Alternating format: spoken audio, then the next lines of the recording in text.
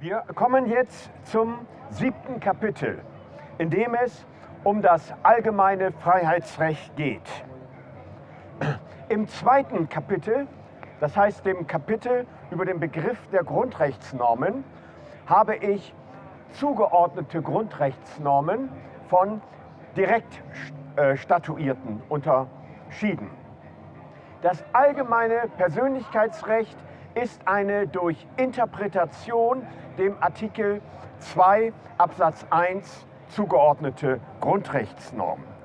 Artikel 2 Absatz 2 lautet, ich zitiere wörtlich: Jeder hat das Recht auf die freie Entfaltung seiner Persönlichkeit soweit, und nun kommen einige Schranken. Das Verfassungsgericht Deutschlands hat schon in einer sehr frühen Entscheidung, der Elfes-Entscheidung, dieses Recht weit gefasst. Es hat gesagt, dass nicht nur der Kern der Persönlichkeit geschützt ist, sondern jede Handlung. Es hat das Recht zu einem Recht auf allgemeine Handlungsfreiheit gemacht. Ob eine Verfassung ein Recht auf die allgemeine Handlungsfreiheit enthalten sollte, ist umstritten. Der Richter Grimm hat in einer viel späteren Entscheidung, in der es um das Reiten im Wald ging, in einer abweichenden Meinung gesagt, dass es nicht angemessen sei, jede beliebige Handlung grundrechtlich zu schützen. Denn man muss sehen, wie weit dieses Recht ist. Es umfasst die Freiheit zu entscheiden, ob man einen grünen Schlips trägt oder einen blauen. Viele sagen, dass solche Entscheidung, etwa die Entscheidung zwischen einem grünen und einem blauen Schlips, so unwichtig sei, dass dies nicht grundrechtlich geschützt werden müsse. Vor allem in den Vereinigten Staaten wird die allgemeine Handlungsfreiheit kritisiert. John Rawls zum Beispiel nimmt sie nicht in seinen Grundrechtskatalog auf, und auch Dworkin steht ihr skeptisch gegenüber. Der wichtigste Einwand gegen die allgemeine Handlungsfreiheit als Grundrecht ist der Einwand der Lehre. Ich verteidige das Recht auf allgemeine Handlungsfreiheit und behaupte, dass ein Grundrechtskatalog fehlerhaft ist, wenn er das Recht auf allgemeine Handlungsfreiheit nicht enthält.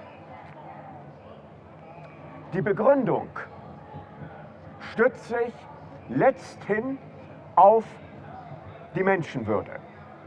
Die Menschenwürde wiederum ist abhängig vom Begriff der Person.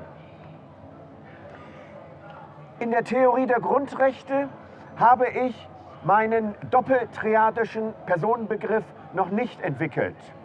Aber ich habe mit der Menschenwürde im Kapitel 7 argumentiert. Ich erneuere jetzt die Argumentation mithilfe des Personenbegriffs. Eine Person ist zunächst durch 3 Merkmale definiert.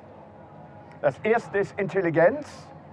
Doch Intelligenz reicht nicht aus, denn zum Beispiel Computer haben auch ein gewisses Maß an Intelligenz und sie sind jedenfalls bis heute keine Personen.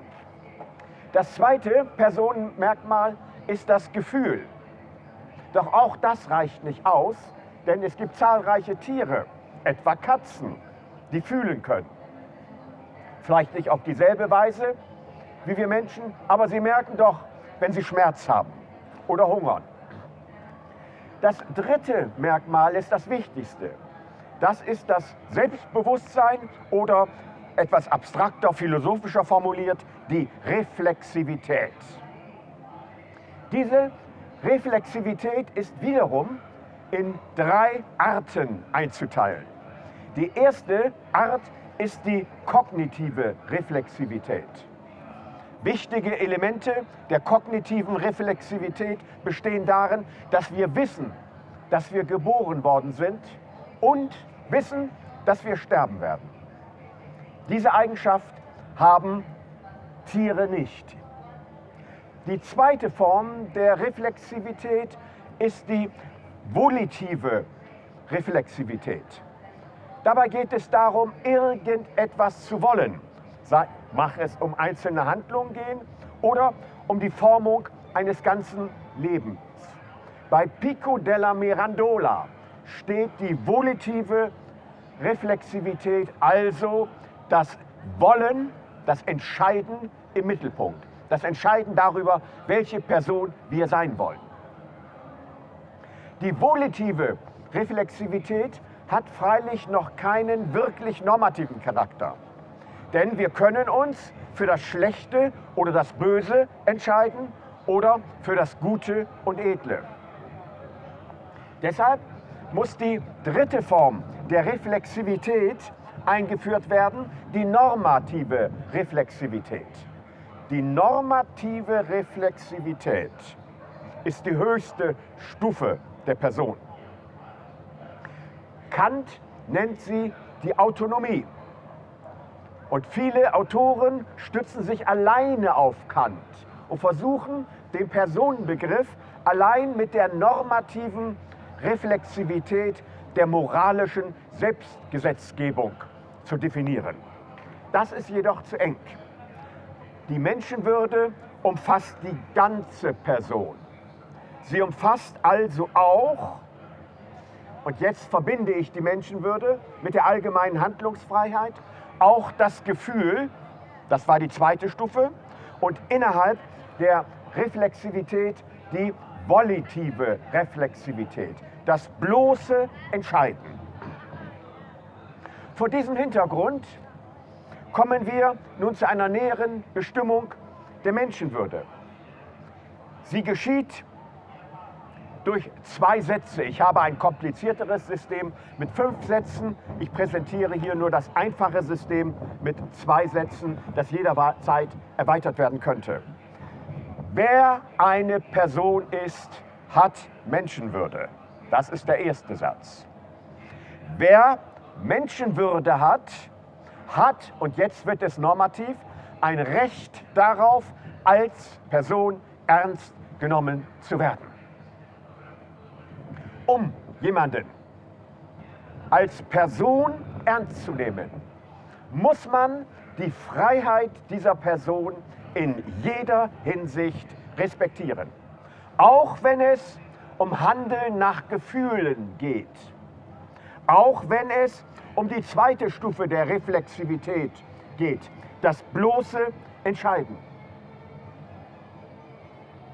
Auf wunderbare Weise ist dies in einem Song der Band The Animals zum Ausdruck gebracht worden. Geschrieben ist der Text von Eric Burdon. Ich zitiere nur eine Zeile. It's my life and I will do what I want. Show me I'm wrong.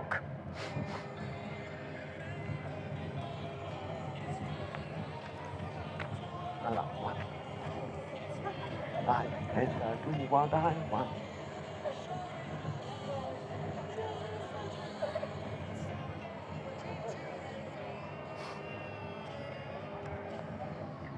Wir haben hier also den schönen Fall, dass wir die allgemeine Handlungsfreiheit nicht nur mit philosophischen und juristischen Argumenten begründen können, sondern die Grundgedanken sogar in einem Song einer Rockband wiedergegeben finden.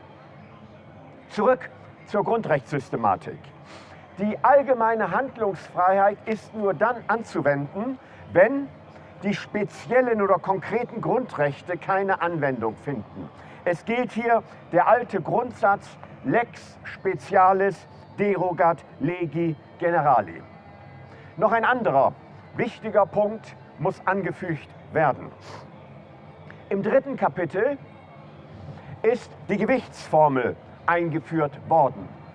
Eine der 3 Variablen auf jeder Seite war das abstrakte Gewicht, WI und WJ. Was zuschreiben? WI und WJ. Wir wollen die Frage stellen, welches abstrakte Gewicht die allgemeine Handlungsfreiheit hat. Ich habe zwischen 3 Stufen differenziert.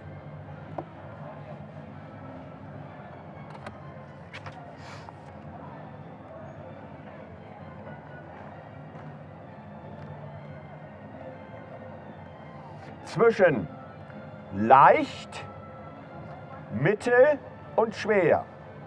Leicht,